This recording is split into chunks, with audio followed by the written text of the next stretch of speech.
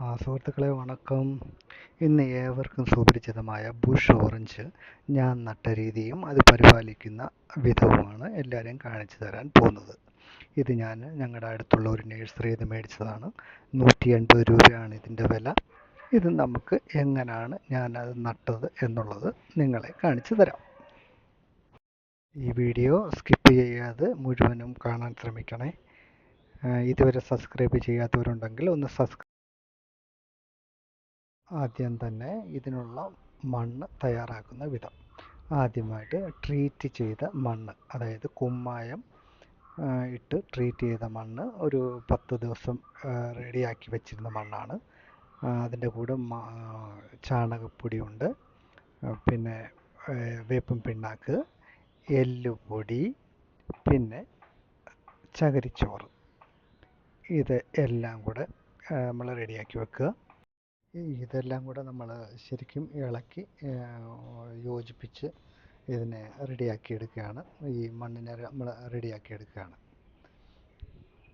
ഇപ്പം ഇതിൻ്റെ അളവ് എന്നൊക്കെ പറയുന്നത് ഞാൻ എൻ്റെ ഒരു ഇതിൽ ഒരു കണക്ക് കൂട്ടലിൽ നമ്മളങ്ങിട്ടു. അതിന് പ്രത്യേകിച്ച് ഞാനൊരു അളവൊന്നും എടുത്തില്ല.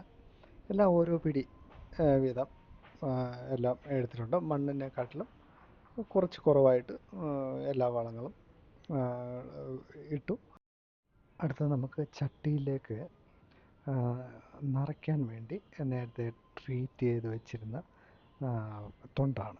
അപ്പം ഈ ചട്ടിക്കടിയിൽ വെള്ളം പോകാനുള്ള ദ്വാരം ഉള്ളതുകൊണ്ട് ഇപ്പം നമ്മൾ ഡയറക്റ്റ് ഇട്ട് കഴിഞ്ഞാൽ മണ്ണും വളവും എല്ലാം അങ്ങ് ഒലിച്ചു പോകും. അതിന് നമ്മൾ തൊണ്ട്, നേരത്തെ റെഡിയാക്കി വെച്ചിരുന്ന തൊണ്ട് ഇട്ട് അത് ആ ഹോള് ഒന്ന് അടച്ച് കൊടുക്കുകയാണ്.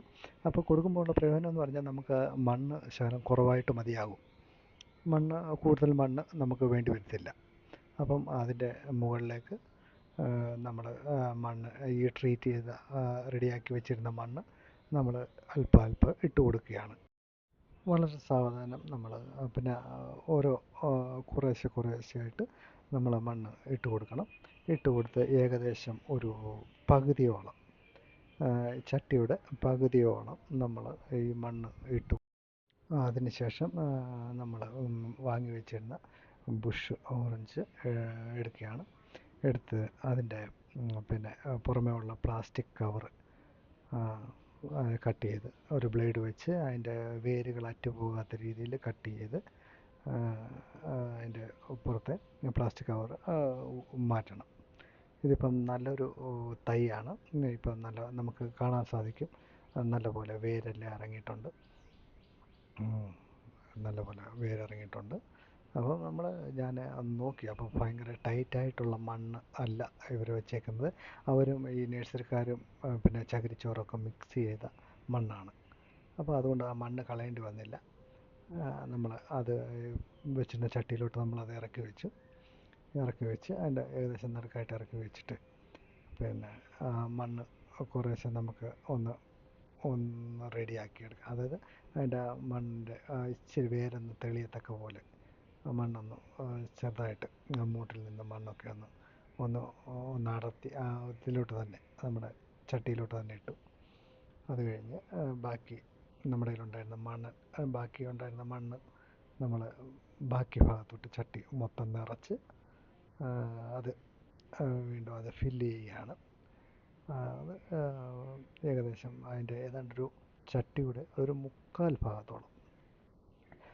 ചട്ടിയുടെ മുക്കാൽ ഭാഗത്തോളം നമ്മൾ നിറച്ച് റെഡിയാക്കി കഴിഞ്ഞ് ഇപ്പം നമ്മുടെ നടിയിൽ കഴിഞ്ഞു. ഇനിയും കുറച്ച് നമുക്ക് വെള്ളം തളിച്ച് ഒന്ന് നനച്ചു കൊടുക്കാതെ നല്ലപോലെ ഒരു 2 കപ്പ് വെള്ളം ഞാനിട്ട് നനച്ചു കൊടുത്തിട്ടുണ്ട്. നനച്ചു കൊടുത്തതിന് ശേഷം അത് ഒന്ന് സെറ്റാകാൻ ഒന്ന് സെറ്റാകുന്നിടം വരെ അവിടെ വെക്കുകയാണ്. പിന്നെ ഇതിൻ്റെ വളരെ അത്യാവശ്യമായി നമ്മൾ ഓർക്കേണ്ട കാര്യം, ഇത് ഉടനെ വെയിലത്ത് വെക്കാൻ പാടില്ല. ഇത് ഒരു കുറഞ്ഞത് എൻ്റെ കണക്ക് കൂട്ടലിൽ ഒരാഴ്ചയെങ്കിലും തണൽ സ്ഥലത്ത് ഇത് വെച്ചതിന് ശേഷം ഒരാഴ്ച കഴിയുമ്പോൾ നമ്മൾ ഇത് നല്ലപോലെ വെയിൽ വരുന്ന ഭാഗത്തേക്ക് ഇത് മാറ്റി നടുക.